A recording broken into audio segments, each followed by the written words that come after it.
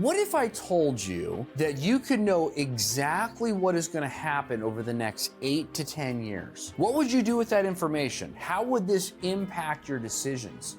Could you make a lot of money from the opportunities that you knew were coming? Would you potentially not put yourself in danger by over leveraging or not having enough cash for opportunities right around the bend? Well, guys, I'm going to tell you in this video what is going to happen over the next 8 to 10 years. Now, as a disclaimer, it is impossible to predict what's going to happen in the market on a quarter by quarter basis. That's like reading the tea leaves, right? No one's got a crystal ball. But from a macroeconomic standpoint, we actually do know exactly what's going to happen regardless of whoever wins the next election. Maybe you've heard of this concept before. Tough men produce good times. Good times produce weak men. Weak men produce hard times, and hard times produce tough men. This concept is very similar to Neil Howe's book, The Fourth Turning. Maybe you've heard of The Fourth Turning. The Fourth Turning is as follows. The first turning, or periods of time, and by the way, a turning is anywhere between 15 and 25 years. The first turning is considered the high. This is a period of confidence and stability. This was from 1946 through 1964. This is a period of time where you're strengthening institutions and weakening individualism. It was the post-World War II prosperity. This was the Truman, Eisenhower, and Kennedy presidencies. We came out of a super difficult time with the Great Depression and with World War II, and we went into the 50s and 60s fired up, everything was going well, and this is where the baby boomers were born. The second turning is going to be the awakening. This is a time of spiritual exploration and rebellion.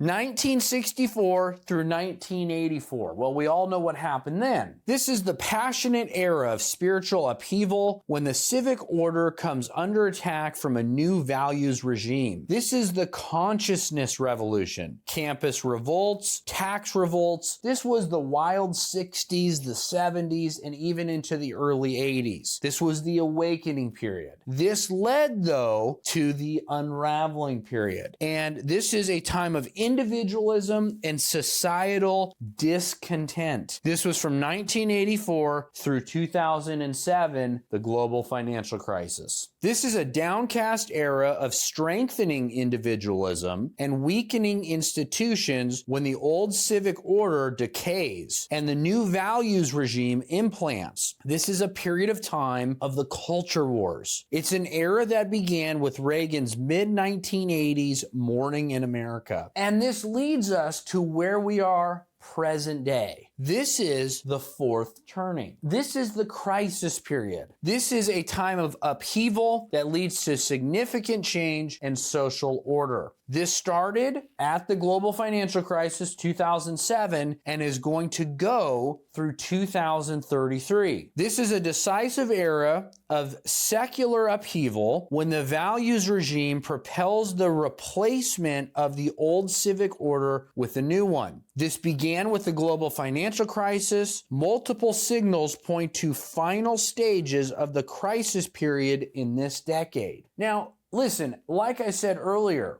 predicting the stock market, predicting economic trends on a day-by-day, week-by-week, even quarter-by-quarter basis is tough. But from a macroeconomic standpoint, year by year or decade by decade, it is very easy to predict. Now, we know that we're going into this next Great Depression because of 5 reasons. The 5 reasons are as follows. Number 1, our government debt. Did you know that Trump is running a fiscal deficit of 1.9 trillion for the year 2025, which is actually slightly more than Biden ran in 2024. Biden had a $1.84 trillion deficit, which is terrible, by the way, but Trump is running a $1.9 trillion deficit. This is hard for a lot of Republicans and Make America Great Again, enthusiasts to hear, because we expected Trump to kind of solve this debt problem, but it's not going to fix itself. You look at Doge, Elon Musk. First, when he came out, we're going to save $2 trillion. This is when they were campaigning. Then, a little while later, well, that ain't going to work. We're going to save $1 trillion. Then it dropped to, we're going to save $500 billion. And now they'll be lucky if they save $200 billion. Guys, the problem is our government is so bloated. We're running at $2 trillion deficits, which means the cat's out of the bag. The genie's out of the bottle. We've already crossed the Rubicon. We have so much debt, we will never pay it off. And this is going to come back to bite us. So the first of 5 reasons is our government debt. The second reason is our healthcare costs. You and I are going to be covering $8 trillion by 2028 in healthcare costs that the taxpayer is going to have to pick up. $8 trillion is almost 1/3 of what we bring in taxes as a country. Number 3 is inflation. As you'll see later, we are not out of the woods with inflation. Inflation is going to continue to go up because we have to print more money to service our debt and service our government and our unfunded liabilities, and that is all going to have an impact on inflation. Inflation is the biggest tax that you and I are going to face. Number 4 are unfunded liabilities. You can do a quick Google search. It's estimated that with Medicare, Medicaid, Social Security Disability, government pensions, military pensions, etc., our unfunded liabilities are somewhere between $150 and $200 trillion.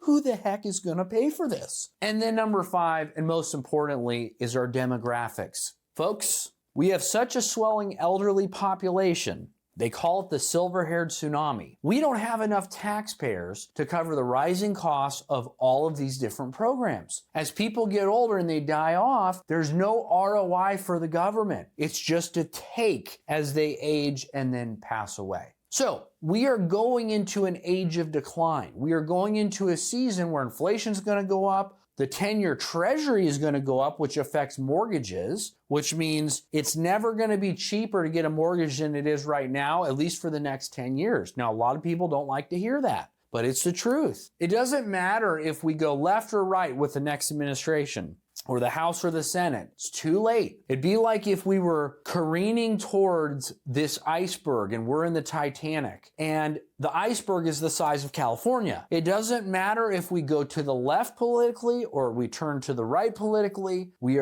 have already gone too far, too fast. We are going to hit this iceberg. And when we do, it will be the underpinnings for that fourth turning, where hard times will produce tough men. It is going to be a crisis. I believe it will be a financial crisis. This could also include a revolution. It also could include a world war, but I believe 100% that we are going to see a Great Depression of our lifetime. Are you prepared for this? Do you have safe assets that are protected? If this concerns you and your money's in the market, have you thought about alternatives? We are going into this season, and a lot of people during the Great Depression got wiped out because they didn't know what was coming. You know now what's coming. Are you prepared? Are you doing your research? Are you getting second opinions? If you'd like to learn more about how we as a firm approach this fourth turning period with safety, with security, with peace of mind, we're fighting for our clients' financial security because we anticipate this is coming. If you'd like to learn more, click on the link below, schedule a call with one of our advisors, and see if our strategies might set you up to actually